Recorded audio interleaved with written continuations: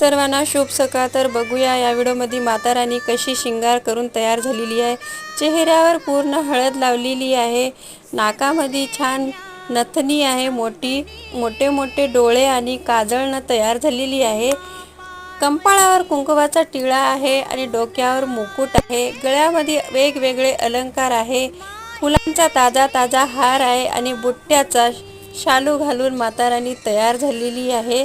दर शुक्रवारी दर मंगळवारी माता राणीला हळदीनंच सजवतात, चेहऱ्यावर हळदच लावतात. तर बघा, हिरव्या बांगड्या, हिरवे शालू आणि हिरव्या पिवळ्या फुलांचा हार आहे.